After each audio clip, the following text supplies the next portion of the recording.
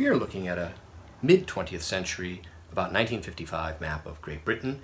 It is natural resources and industrial resources that are pictorially keyed here to the left with this, like shipbuilding, railways are all smelting. They have these little symbols. Cotton is like a roll of paper, sugar beets, fruit, vegetables, milk, like a milk jug, and beautiful colors, actually, very nice.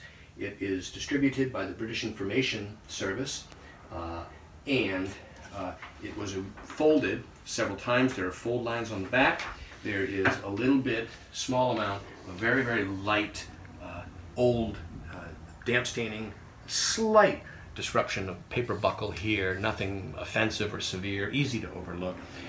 And this uncommon, very large map is available now online from me, Brian DeMambro.